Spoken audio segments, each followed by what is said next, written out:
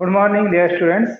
मैं संतोष कुमार कुंडारा एक बार पुनः आपका स्वागत करता हूं यूट्यूब वीडियो की श्रृंखला में।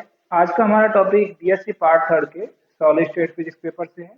और जैसा कि पिछले वीडियोज में आप सुपर कंडक्टिविटी के बारे में पढ़ रहे हैं, तो आज एक और टॉपिक हम पढ़ेंगे, फ्लक्स क्वांटाइजेशन या अभिवाह क्वांटीकरण। अब इसका क्या मतलब है? अगर मैं एक लाइन में इसको डिस्क्राइब करूं तो इसका मतलब ये है कि जो अतिचालक पदार्थों से बने वलय है उसके अंदर फ्लक्स को ट्रैप करना या उसको बंद करना क्या कहलाएगा? आपका अभिवाह क्वांटीकरण। और फिर ये क्वांटम सिद्धांतों से प्राप्त किया गया कि जो ट्रैप आपका फ्लक्स हुआ है वो क्या होगा? क्वांटाइज होगा। तो उसी की स्टडी हम करेंगे कि किस तरह से फ्लक्स का क्वांटाइजेशन हो रहा है और किस तरह से वो ट्रैप हो रहा है। तो शुरुआत करते हैं। तो जैसे कि हमने क्या बताया, अतिचालक पदार्थ से बनी हुई वलय, अतिचालक पदार्थ से बनी जो रिंग है या वलय है उसकी स्टडी करेंगे हम कि उसमें कैसे फ्लक्स क्वांटाइजेशन हो रहा है। तो इसमें दो स्थिति हो सकती हैं। यह आपकी सपोज कोई वलय है। एक स्थिति तो क्या है कि आपने सामान्य ताप पर इसको चुंबकीय क्षेत्र में रखा है। सामान्य ताप का मतलब T ग्रेटर देन Tc। और दूसरी स्थिति क्या है कि जब आपने T का मान Tc से कम रखा हुआ है, T लेस देन Tc। अब इस स्थिति में यदि चुंबकीय क्षेत्र है आपका, तो चुंबकीय क्षेत्र इस पूरी वलय से पार होगा या इसमें से गुजरेगा। ठीक है, ध्यान दीजिएगा, ये कंडीशन कब है? जबकि T ग्रेटर देन Tc है। अब दूसरी स्थिति क्या है? T less than Tc। तो इस स्थिति में इस वलय के अनुप्रस्थ काट क्षेत्रफल से, अनुप्रस्थ काट क्षेत्रफल से जो आपका फ्लक्स है या फिर यूं कहें कि चुंबकीय बल रेखाएं हैं उनका अपवर्जन होगा और it will be called Meissner effect, जो कि आप पहले पढ़ चुके हैं। लेकिन ये जो छिद्र वाला पार्ट है वलय का, इसमें से फ्लक्स ट्रैप हो जाएगा या इसमें उपस्थित रहेगा। ठीक है, और इसी की हमको स्टडी करनी है। तो यहाँ से तो अपवर्जन हो गया, लेकिन ये छिद्र वाला पार्ट है ये, इसमें फ्लक्स आपका ट्रैप हो जाएगा। कब? जब क्या बी आपने अप्लाई कर रखा है। अब यदि बी का मान 0 कर दें, क्या करें हम? बी का मान 0 कर दें तो एक नई कंडीशन आपको प्राप्त होगी। वो क्या होगी कि इस वलय में से परसिस्टेंट करंट या चिरस्थायी धारा बहेगी और वो इसको परसिस्ट या ट्रैप कर लेगी। किसको कर लेगी? जो आपका फ्लक्स है उसको ट्रैप कर लेगी। और यदि चिरस्थायी धारा का मान कम हो रहा है तो उसके साथ साथ जो ट्रैप हुआ फ्लक्स उसका मान भी कम होने लगेगा। तो यहाँ तक तो बात हो गई जो आपकी वलय है उसमें फ्लक्स कैसे ट्रैप हो रहा है। अब जैसे जैसे स्टडी की गई तो क्वांटम सिद्धांतों से ये ज्ञात हुआ कि ये जो फ्लक्स है ये क्वांटाइजेशन है और इसका मान आपका H/Q के रूप में प्राप्त हो रहा है। तो क्या मान प्राप्त हो रहा है, उसके लिए क्या कंडीशन है उसको हम देख लेते हैं। तो इसके लिए ये माना गया कि ये जो वलय है, अब इसमें क्या होंगे? सुपर कंडक्टिंग इलेक्ट्रॉन होंगे। तो सुपर कंडक्टिंग इलेक्ट्रॉन का जो तरंग फलन है तो उनकी कला सतत रूप से परिवर्तित होनी चाहिए। क्या माना गया कि वलय में उपस्थित जो आपके अतिचालन इलेक्ट्रॉन है या सुपर कंडक्टिंग जो इलेक्ट्रॉन है उनका तरंग फलन होगा। क्या होगा? उनका तरंग फलन। और उनकी कला जो है वो सतत रूप से परिवर्तित होनी चाहिए। इस तरह की कंडीशन बताई गई और इसको व्यक्त किया गया, आप समीकरण के रूप में लिख सकते हो K.dl = 2 pi n, equation number first, जहां पर n कोई आपका पूर्णांक। इस तरह की कंडीशन बताई गई। तो इस समीकरण को लेते हुए आपको पहले K का मान ज्ञात करना है, फिर इंटीग्रेशन निकालना है और ये देखना है कि जो फ्लक्स है वो क्वांटाइज हो रहा है या नहीं हो रहा है। तो शुरुआत करते हैं अतिचालन इलेक्ट्रॉनों के संवेग से। अतिचालन इलेक्ट्रॉनों का संवेग चुंबकीय क्षेत्र की उपस्थिति में, चुंबकीय क्षेत्र की उपस्थिति में क्या लिख सकते हैं उपस्थिति में H क्रॉस के बार equal to M star we S plus Q A vector. Equation number second. यहाँ ध्यान दीजिएगा H क्रॉस आप सब जानते हो प्लैंक कांस्टेंट है H क्रॉस, एम स्टार द्रव्यमान है प्रवाही द्रव्यमान, ए वेक्टर क्या है आपका चुंबकीय क्षेत्र का सदिश फलन है या विभव फलन आप इसे कह सकते हो। दूसरा समीकरण आप लिख सकते हो J s equal to q N s v s, जो कि धारा घनत्व को व्यक्त कर रहा है अतिचालन इलेक्ट्रॉन। अब इन दोनों समीकरणों को आप सॉल्व करना है। शुरुआत करते हैं समीकरण नंबर 2 तथा 3 से। क्या हो जाएगा समीकरण 3 से? समीकरण 3 से आपको प्राप्त होगा कि एम स्टार, दोनों तरफ एम स्टार से गुणा कर दीजिए इक्वेशन में, m star J s equal to M star q N s v S.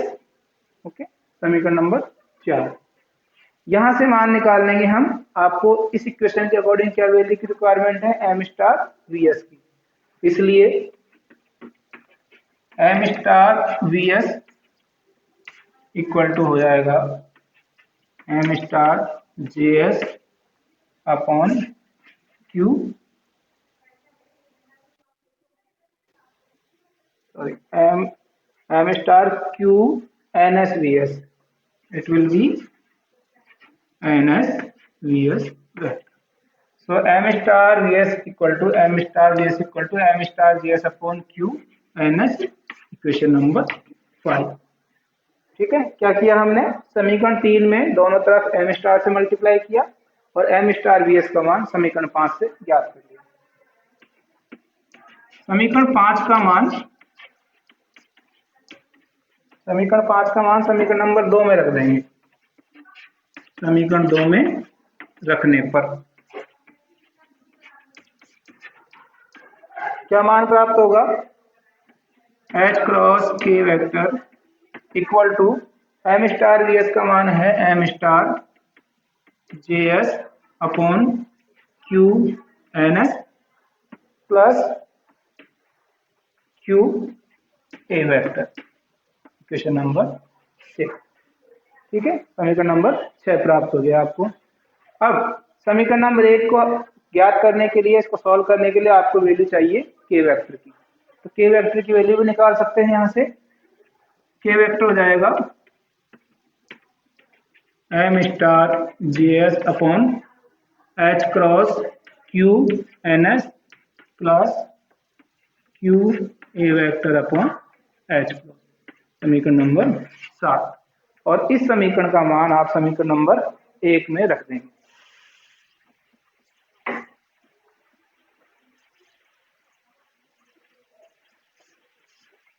समीकरण नंबर 1 क्या है आपकी, इसको थोड़ा ऊपर लिख लेते हैं।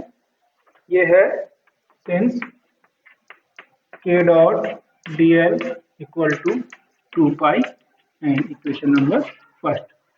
समीकरण 7 का मान समीकरण 1 में रखने पर it will be M star J S upon H cross Q N S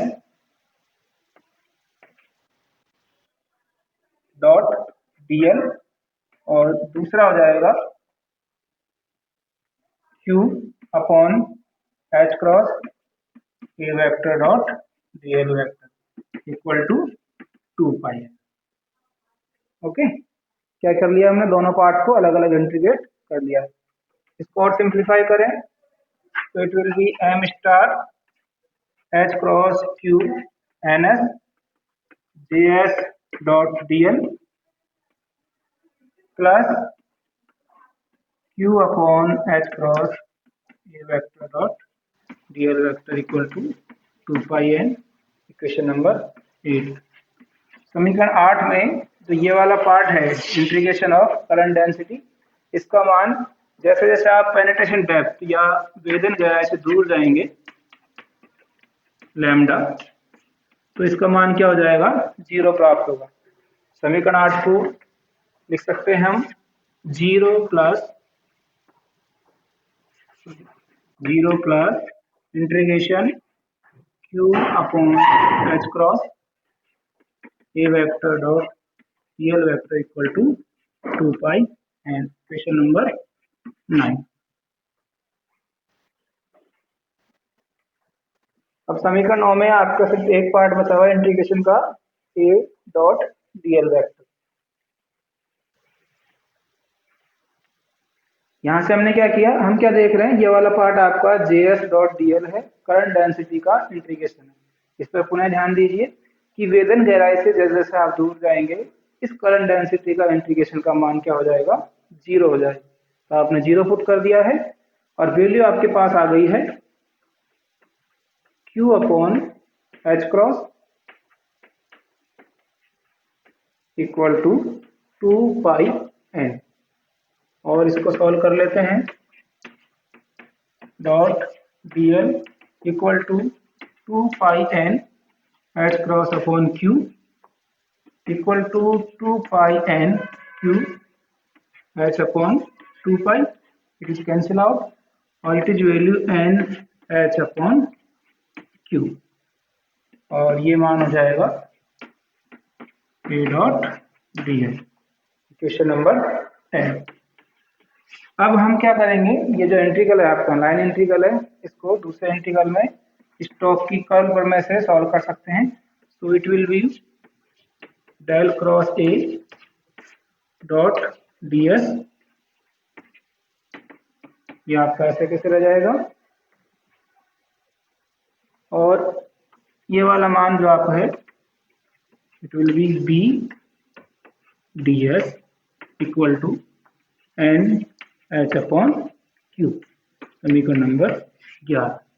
कौन सी प्रमेय यूज करी है आपने यहाँ पर, स्टोक्स की कर्ल थ्योरम। अब समीकरण 11 से हमें क्या प्राप्त हो गया, इंटीग्रेशन b डॉट ds चुंबकीय क्षेत्र के रूप में प्राप्त हो गया और जिसका मान आपको n h अपॉन q के रूप में मिल रहा है। और सिंप्लीफाई करें तो it will be integration b dot ds equal to phi, इसका मान क्या है, फाई है या फ्लक्स है n h अपॉन q, इसलिए phi equal to n h upon q और n फाई 0, जहां पर फाई 0 क्या है, h अपॉन q है। Equation number 12। अब यहाँ ध्यान दीजिए समीकरण नंबर 12 जो आपको फाइनल रिजल्ट प्राप्त हुआ है। जो चुंबकीय फ्लक्स है उसका मान n आपका पूर्णांक है और फाई 0 का मान क्या है, h अपॉन q है। तो हम कह सकते हैं कि जो चुंबकीय वलय में जो फ्लक्स ट्रैप हुआ है उसका मान क्वांटाइजेशन है, जो क्वांटीकृत है, और क्या मान है उसका, h अपॉन q। अब एक्सपेरिमेंट से q का मान जो प्राप्त हुआ है वो है h अपॉन 2e। कितना चार्ज है इसका, 2e है। और जैसा कि आप BCS थ्योरी में पढ़ चुके हैं, इलेक्ट्रॉन इलेक्ट्रॉन का एक इंटरेक्शन था वाया वर्चुअल फोनॉन। तो ये यहाँ से भी सिद्ध हो रहा है कि यदि चार्ज का मान 2e है इसका मतलब क्या है, 2 इलेक्ट्रॉन आपके पेयर है। तो इस प्रकार हम कह सकते हैं कि फ्लक्स क्वांटाइजेशन में कि किसी अतिचालक वलय में जो ट्रैप हुआ है फ्लक्स वो क्वांटीकृत होगा और उसका मान कितना होगा, phi equal to n phi 0। और क्वांटीकृत फ्लक्स को हम फ्लक्स साइड भी बोल सकते हैं। क्या लिख सकते हैं इसको, फ्लक्स। ओके, समराइज करें आज की वीडियो को। आज की वीडियो में आपने सुपर कंडक्टिंग जो पदार्थ है उनसे रिलेटेड एक और प्रॉपर्टी उसकी स्टडी करी जो कि है अभिवाह क्वांटीकरण या फ्लक्स क्वांटाइजेशन। आज की वीडियो में इतना ही, धन्यवाद।